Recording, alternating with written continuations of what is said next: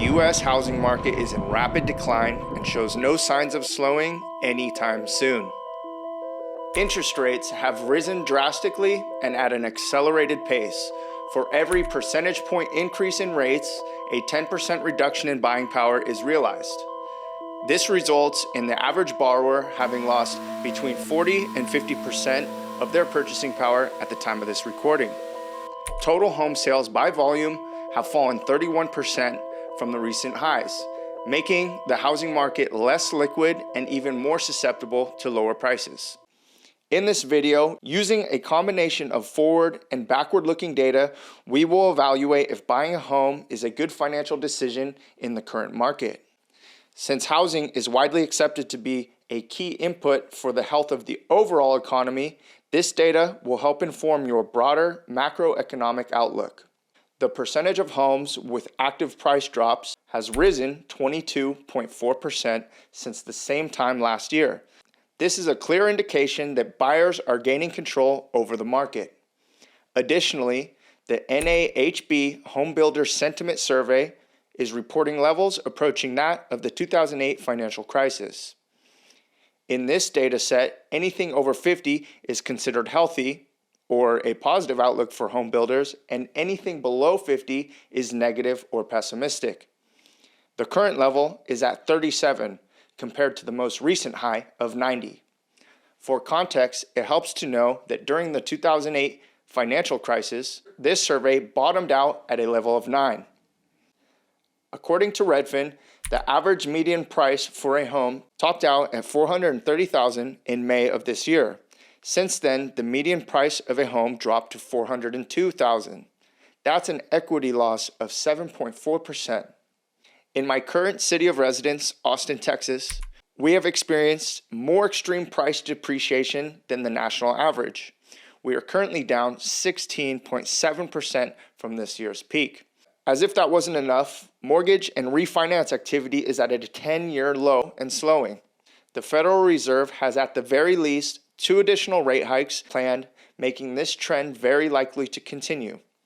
As long as interest rates stay elevated at current levels, mortgage demand will remain low and home sales will likely follow. The power to price money is mine and mine alone. Go back to the field and farm me more wheat, you silly serf. It's important to note, housing price drops track one for one alongside the Federal Reserve's recent rate hike policy. We saw almost immediately the effects of higher rates on housing activity. This indisputable fact, if used to inform your understanding of the housing market, leads you to a very profound and logical conclusion. U.S. real estate is artificially inflated and nowhere near fair market value.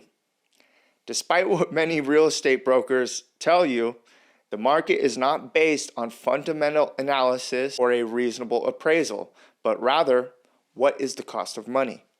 If you control the cost of money, i.e. borrowing rates, then you control the world. This is godlike power that is wielded by unelected, bureaucratic sociopaths. If you're currently a homeowner watching the equity of your home disappear and have negative feelings about this, you can send a grievance letter to the following address. The home price to median household income ratio is reading an all-time record high. This data set tracks the price of homes relative to the average income across the nation. This just means that incomes are not keeping up with the cost of housing. It's never been more expensive to own a home in American history.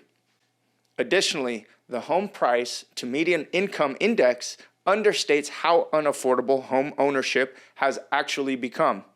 When you begin factoring the cost of owning a home, the listing price is just one input.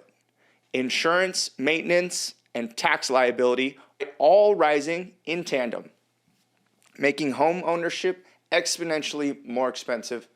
Since a person's income will dictate what they can afford, it's safe to say any rise in housing costs must come after a real rise in income. The rise in incomes of inflation adjusted are actually negative. If you receive a 5% raise at work and inflation is at 8%, then you are still worse off financially. The social contract in America is highly correlated to this chart and cannot be overstated when recognizing its importance. In this country, it's said that if you work hard, save your money, you can one day own a house, a car, and start a family. Personally, at the age of 31, I will not be looking to purchase my first home anytime soon. The costs associated with owning a home far exceed the potential upside and benefits of owning a home. I find it very obvious that homes are not a good buy in the current environment. We are in the process of waving goodbye to the baby boomer economy and entering a very scaled back version of what we have been accustomed to seeing. It's up to millennials to decide what makes rational sense and what does not. These homes often need major repairs and renovations to remain livable, and somehow everyone has accepted they are worth astronomical sums of money. This is the nature of greed and the results of 0% interest rates. Let me know if you would like to hear more on this topic in future videos. Thanks, guys. Until next time.